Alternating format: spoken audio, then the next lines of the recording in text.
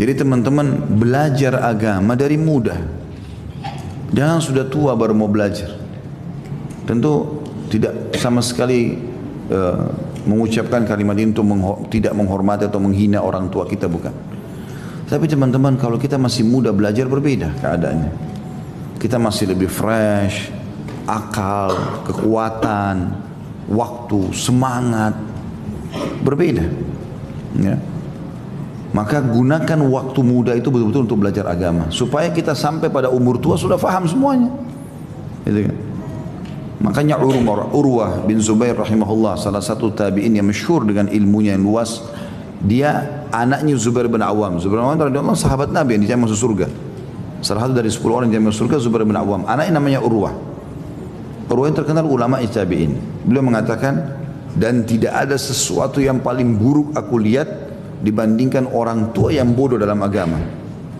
Mana dia dari masa mudanya? Kalau ada orang tua Masya Allah hadir di majelis, luar biasa, itu sangat bagus, gitu kan. Tapi ada orang sudah sampai tua pun tidak belajar agama, sama sekali nggak ngerti. Mungkin kita temukan sholatnya masih salah. Saya berapa kali masuk dalam masjid teman-teman sekalian, sayang sekali kadang-kadang hati ini ngerenyuh gitu loh. Kok bisa orang sudah sangat tua, rambutnya putih, sholatnya masih salah. Sholat yang akan dihisab pertama kali hari kiamat, safnya salah, takbirnya salah, bacaannya tidak jelas gitu loh. Padahal sudah tua. Lalu mana dia dari masa mudanya ini? Minimal rukun Islam gitu kan. Tapi ini subhanallah jauh. Makanya kalau belajar dari muda berbeda, ya. Kami menyaksikan sendiri subhanallah majelis-majelis di Masjid Nabawi, ya, di Masjid Haram Mekah, yang hadir di majelisnya ulama besar itu anak-anak kecil, dibawa sama orang tua mereka masih SD. Udah hadir di majelisnya para ulama-ulama besar. Ini 10 tahun ke depan ilmunya bagaimana anak ini? Dulu di majelisnya ulama-ulama besar, dulu sama ayahnya. Dan tiap hari, tiap jadwal syekh itu didatangi sama dia. Nanti syekh mana orang tuanya bawa dia. Maka anak ini sibuk dengan ilmu dari kecil.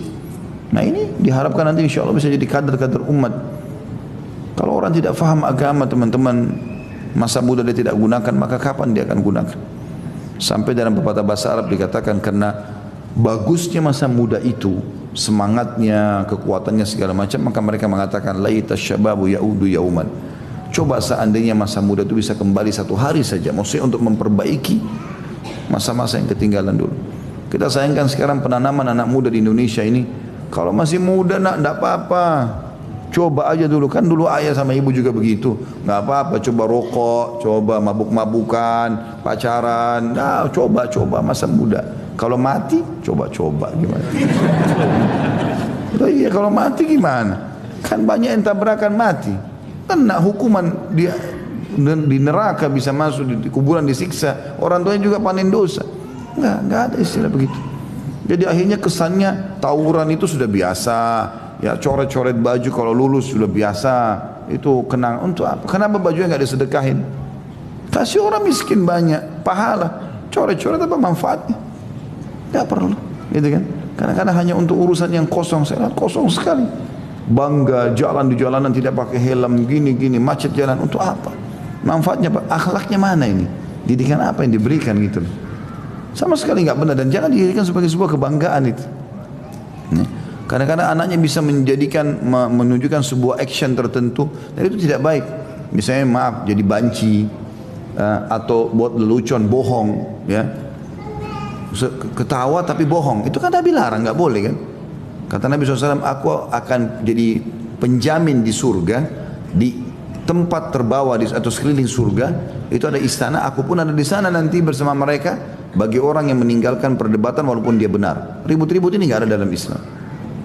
Biarpun dia benar, dia sudah jelaskan, orang tidak mau tahu, ya sudah terserah, tinggalkan saja.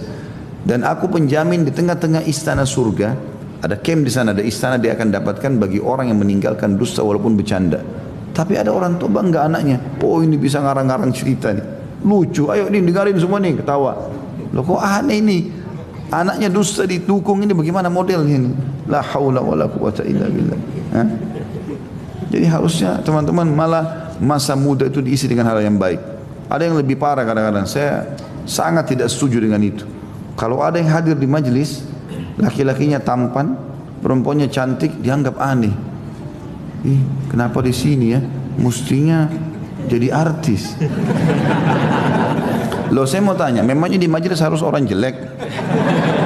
Hah? Aneh bener ini. Kenapa anakmu nggak jadi artis? La haula wala quwata illa.